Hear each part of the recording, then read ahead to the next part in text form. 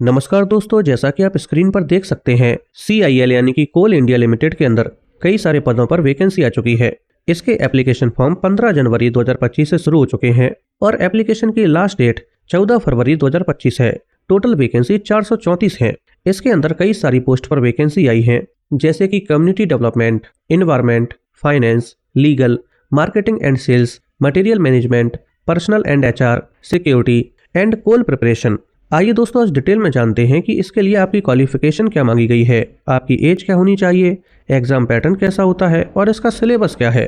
आइए दोस्तों, सबसे पहले जानते हैं कि इसमें आपकी एज क्या होनी चाहिए। दोस्तों, इसके अंदर मिनिमम एज क्या होनी चाहिए ये नहीं बताया गया है, लेकिन आपकी मैक्सिमम एज 30 सितंबर 2024 को 30 साल से ज़्यादा नहीं होनी चाहिए। लेकिन अगर आप OBC में नॉन क्रीमी लेयर से बिलोंग करते हैं तो आपको एज में 3 साल एक्स्ट्रा दिए जाएंगे, यानी कि आप 33 साल की उम्र तक इसका एप्लीकेशन फॉर्म भर सकते हैं। ऐसे ही SC ST कैटेगरी के लिए 5 साल एक्स्ट्रा दिए जाएंगे और फिजिकली हैंडीकैप्ड कैटेगरी के लिए भी एज में रिलैक्सेशन दिया जाता है। आप स्क्रीन पर देख सकते हैं।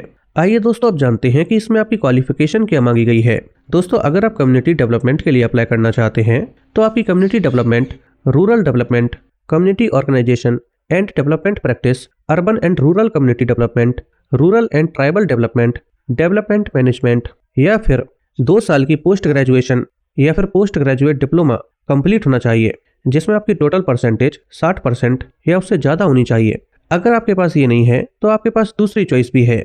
आपकी सोशल वर्क से 2 साल की पोस्ट ग्रेजुएट डिग्री कंप्लीट होनी चाहिए और साथ में आपकी इनमें से किसी एक में स्पेशलाइजेशन भी होनी चाहिए और यहाँ पर भी आपकी टोटल परसेंटेज 60% या उससे ज़्यादा होनी चाहिए।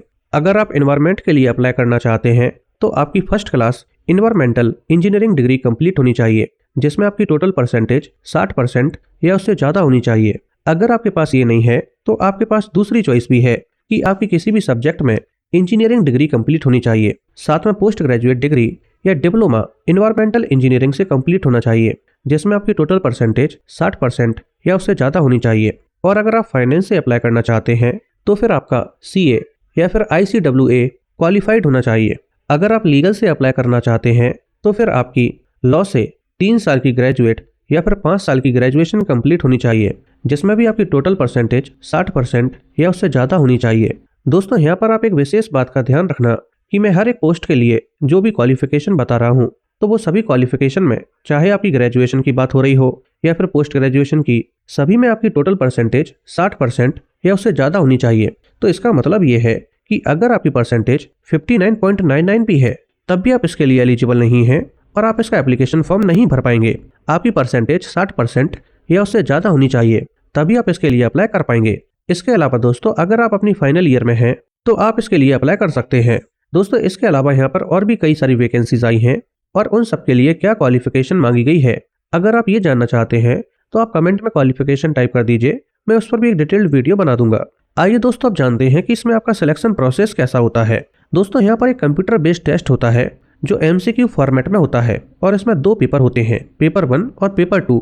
दोनों ही पेपर एक ही दिन होते हैं और दोनों ही पेपर में आपको 3 घंटे का समय दिया जाता है और दोनों ही पेपर 100 नंबर के होते हैं। पहला paper GS, reasoning, numerical ability और जनरल इंग्लिश का होता है और दूसरा पेपर कंप्लीटली आपका सब्जेक्ट स्पेसिफिक होता है, यानी कि आप जिस भी पोस्ट के लिए अप्लाई कर रहे होंगे तो दूसरा पेपर पूरी तरह से उस सब्जेक्ट से डील करेगा। इस तरह से दोनों ही पेपर को मिलाकर टोटल नंबर 200 होंगे और टोटल क्वेश्चंस भी 200 ही होंगे, यानी कि हर एक क्वेश्चन 1 नंबर का होगा।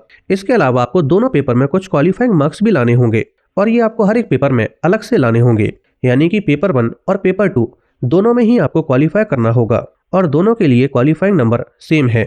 अगर आप जनरल या फिर EWS कैटेगरी से बिलोंग करते हैं तो आपको 100 में से 40 नंबर लाने होंगे दोनों ही पेपर में, तभी आपको क्वालिफाई माना जाएगा। लेकिन मेरिट में आने के लिए आपको ज़्यादा से ज़्यादा नंबर लाने होंगे। इसी तरह से अगर आप OBC में नॉन क्रीमी लेयर से बिलोंग करते हैं तो आपको हर एक पेपर में 100 में से 35 नंबर लाने होंगे और अगर आप SC ST या फिर फिजिकली हैंडीकैप्ड कैटेगरी से बिलोंग करते हैं तो आपको पेपर 1 और पेपर 2 को क्वालिफाई करने के लिए दोनों ही पेपर में 100 में से 30 नंबर लाने होंगे। इसके बाद फाइनली आपकी मेरिट बनती है और मेरिट बनने के बाद आपका डॉक्यूमेंट वेरिफिकेशन और मेडिकल एग्जामिनेशन होता है। आइए दोस्तों, अब जानते हैं कि यहाँ पर आपकी सैलरी क्या होगी। दोस्तों, ट्रेनिंग पीरियड के दौरान आपकी सैलरी 50,000 पर मंथ होगी और जैसे ही आपकी ट्रेनिंग कंप्लीट हो जाएगी, इसके बाद 1 साल का प्रोबेशन पीरियड होता है, उस समय आपकी सैलरी 60,000 पर मंथ होगी और जैसे ही प्रोबेशन पीरियड खत्म हो जाएगा उसके बाद आपकी सैलरी 60,000 रुपए से लेकर 1,80,000 रुपए के बीच होगी। इसके अलावा आपको DA, HRA और भी कई तरह के अलाउंसेस भी दिए जाएंगे। दोस्तों, अगर आपको ये वीडियो पसंद आई हो तो वीडियो को लाइक करके चैनल को सब्सक्राइब कर लीजिए।